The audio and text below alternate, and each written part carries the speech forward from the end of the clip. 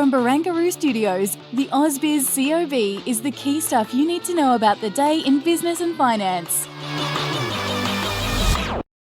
Welcome to the COB. I'm Juliette Sarli. Let's see where we have finished the trading week as, of course, investors await the inauguration of Donald Trump 2.0, if you will.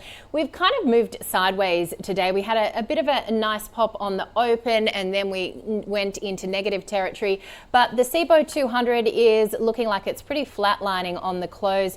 Just getting you a check as well on where the ASX 200 is sitting as we round out the week, down by about 12 points or 0.1% over the course of the week. We have seen the ASX 200 virtually unchanged, about 2.5% below those highs that we saw reached a couple of weeks ago. So really it is all about waiting for Trump. January 20 is the inauguration.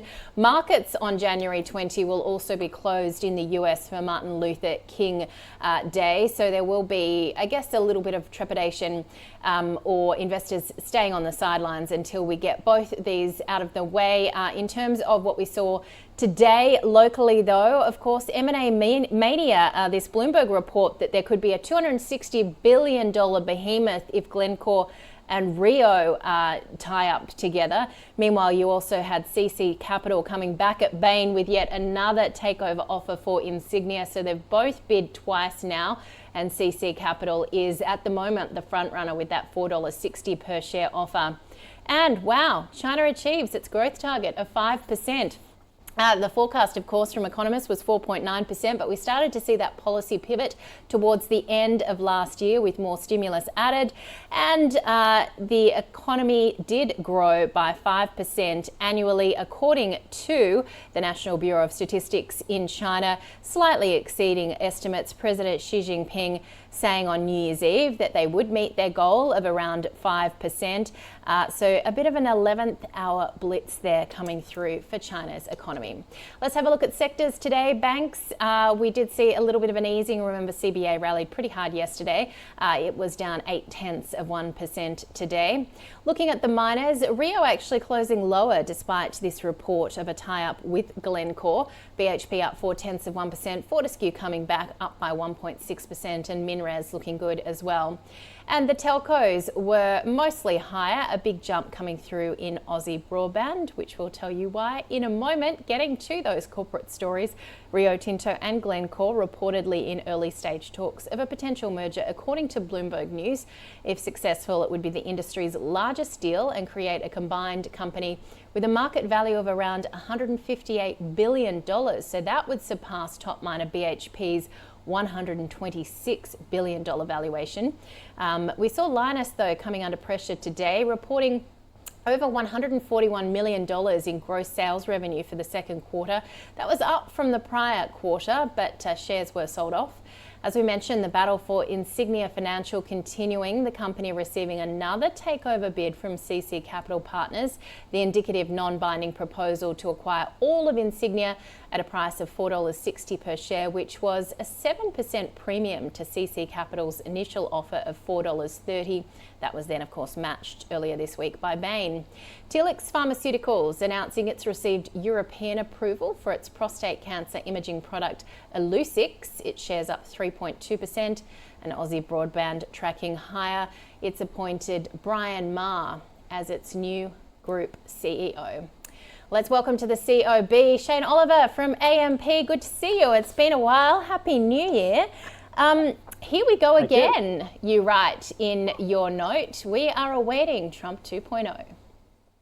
That's right. It seems like a bit of Groundhog Day in a way, although to some degree it seems like Trump's already been president for the last 2 or 3 months, given the amount of information he's put out in commentary and so on, and his involvement in things like the ceasefire in the Middle East. So it's obviously going to be the big focus in the week ahead. It may explain why our market had a sort of a bit of a blah blah day today.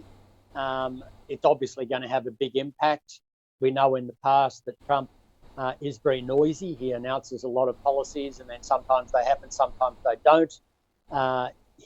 We also know that his policies are quite extreme, whether it's tax cuts, whether it's deregulation, whether it's the more negative things around tariffs.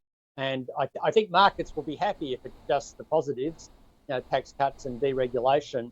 But obviously that nervousness is there around tariffs because it could add to inflation and could upset the global trading system, which could actually be a negative for economic growth. I think ultimately he will focus more on the positive. And one gets the impression that a lot of the tariffs that might go in place are really used as bargaining chips. If you listen to Scott Bessant's hearing comments last night, Senate hearing comments last night, that's what you would think. But by the same token, it looks like they are going to go fairly hard in relation to China. So anyway, all eyes on the US next week. Otherwise, it would have been a fairly quiet week. There's not a lot of data out in Australia or even in the US. Indeed. But speaking of the data that we did get this week, let's have a look at some of these global core inflation rates, because we did see the CPI print this week cool somewhat in the US. But could there be further inflationary pressures ahead from the supposed Trump tariffs and the rebuilding of California, you've got to think could be inflationary too? It could be. There are risks there. By the same token, we have seen these events before, like what happened in California. I mean, some are comparing it to what happened with Hurricane Katrina. The US is a very big economy. What happened in California was just plain horrible. I look at some of those suburbs which I've been to, and it looks very much like places I know in Sydney in some ways, and even down to the water towers on the nearby hill. I've got them all around me as well. So my heart goes out to those people in LA, but by the same token, the US economy is massive. I don't think the rebuilding will occur rapidly enough to cause a renewed uptick in US inflation. Obviously, it has an impact on insurance and all those sorts of things, but I don't see it being a major driver going forward any more than, say, Hurricane Katrina was. Horrible for those involved, but I don't see it as a big macro event. Trump is probably the one to focus on. I get the sort of impression that when you listen to some of his team, including Scott Bessant, that they're conscious of the need to not add to inflation. So hopefully that does feed through into their policies. But bottom line is we did get some good news on inflation this week, both in the UK and the US. Both have been seeing big rises in their bond yields, partly on inflation worries. So the numbers we got were actually good news. This inflation process is still continuing. Still got a way to go. Both those countries have core inflation, if you like, on the CPI measures around 3 or above. A bit like us in Australia. That's why on that graph there, we're not that much different to those other countries. But I do think that you'll probably see some further decline going forward, particularly if the wage growth numbers in the US remain relatively subdued, which I think they will, and that weighs obviously on services inflation.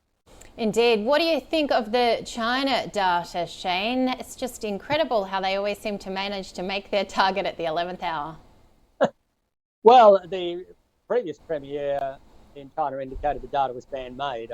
I wouldn't go that far, but maybe it is, maybe it's not. But if it was man-made, maybe you wouldn't go for a 5% number for the 2024 growth number as a whole. You'd maybe go for 4.9 or 5.1 to make it look like it wasn't man-made. But in any case, it does look as if stimulus has provided some help in China. You saw an uptick in the quarterly sequential numbers from 1.3% growth in the September quarter to 1.6% growth. There's also a bit of an uptick in there in industrial production and retail sales. And at the same time, you are seeing some very tentative signs that maybe we're going through the worst in terms of the property downswing. We've seen a massive collapse in home building in China. Housing starts have literally crashed, the opposite of what you need in Australia, of course.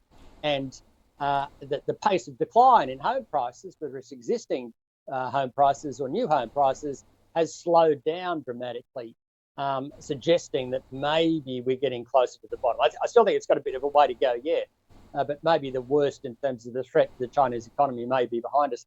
That said, I think China still does need more stimulus to help the consumer and also to provide protection depending on what Trump does. So that's a big one to watch. The other interesting thing to note, my colleague Mi Bu, who you often speak to, she pointed out that China's birth rate actually went up last year, very slightly, but it wasn't enough to stop population in China falling for the third year in a row. So the Chinese population is still going down. That, of course, is a drag on growth. In Australia, we've got the opposite, very strong population growth, which actually pushes our growth up. I guess the difference is they're starting as a emerging country, much lower per capita GDP, so they've still got productivity growth at rapid rates. But the potential growth rate in China is gradually slowing down as their population growth slows, or goes backwards rather.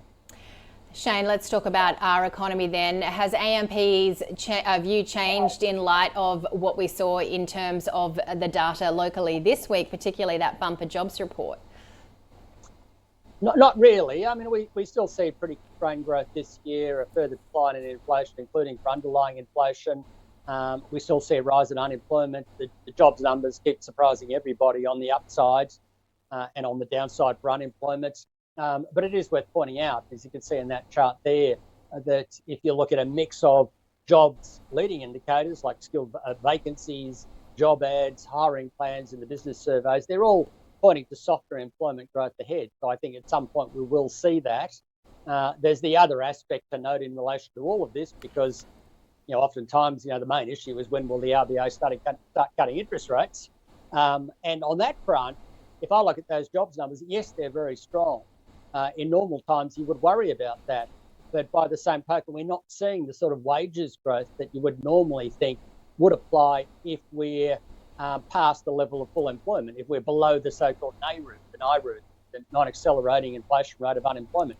If we are beyond full employment, then I think wages growth should be going up here. But in fact, it's been going down from a peak of 4.2% to 3.5% most recently. So that's suggesting to me that we may be not beyond full employment.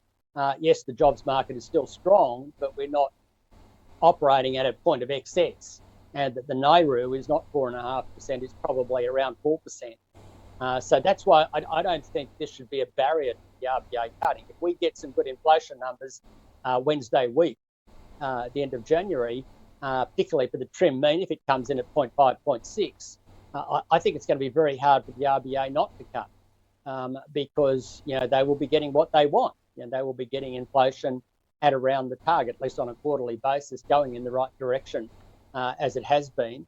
And that, I think, would be enough for a cut. But obviously, the Reserve Bank may have other views, and they may say, well, the Aussie dollar's down, jobs market is still tight, we're going to wait a little bit longer. That's certainly a risk. But I don't think those things should be a barrier to cutting if the inflation numbers behave, which I think they probably will. You talked about your colleague Mibui there. She told me last weekend that she was going to investigate the cabanas, the cabana conundrum. I saw her piece. What else has been happening in AMP world over the break, Shane? Well, most of us were on holidays down the beach. I mean, where I am, I was on Sydney's northern beaches. I saw 2 cabanas on Whale Beach one day, 2 or 3 cabanas. And then I had a week down on the Great Ocean Road where I saw, I think, 1 cabana when I was at Port Campbell. Mind you, the days that I was at Lorne and other places along that coast were quite windy and blowy, a bit like Sydney is today. And so, no, not the sort of place you'd put up a cabana. But it is interesting to see cabanas take over as the latest fad. And as Mibui points out in the video there, it's a bit like Australians trying to grab their patch of land and defend it come what may. But it's an interesting phenomenon. Fortunately, Bondi is not my beach, so when you've got wall-to-wall cabanas there, it makes it pretty hopeless. My beaches aren't quite as congested as that, fortunately, but obviously an interesting issue. I mean, to me, it's been a nice break. A few bad days there. Interestingly, weather-wise, that is. But most of the weather's been pretty good. The only thing is that there seemed to be no let-up in terms of the flow of economic news. Right on Christmas Eve, we get the minutes from the last RBA meeting, which had a dovish lean to them. Yeah. And then last week, all that data started flowing quite aggressively again, particularly regarding inflation, where we actually got some good news. Indeed. All right. But it's also, a nation that's been told to keep themselves out of the sun, and then people get surprised when they put up shelter. So take that as you will. Shane Oliver, thank you so much. Shane Oliver there from AMP. Well, the stock of the day today was Pacific Smiles. Luke Winchester from Merewether Capital. Ben Richards from Seneca Financial Solutions joined Andrew on a special small cap special.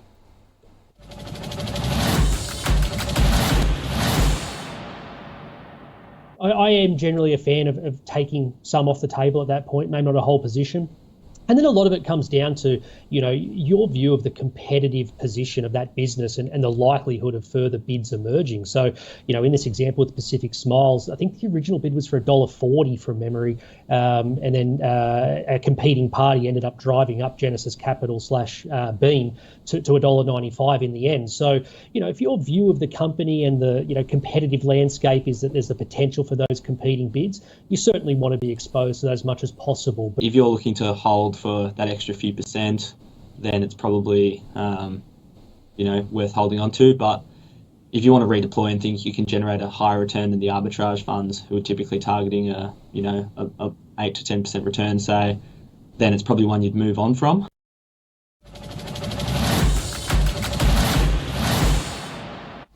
All right, let's have a look at the leaders today, kicking it off with Megaport up by 10.25%. Liontown also rallied by 9%. Neuron was up almost 9%.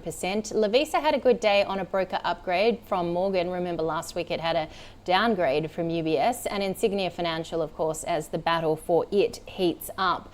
To the laggards today, JB Hi-Fi, TPG Telecom, REA, Sigma Health and Pro Medicus all ended in the red. In the small end of town, we saw gains coming through from the stocks on your screen. Arafura Rare Earths, Stuart Roberts mentioned that in my chat with him.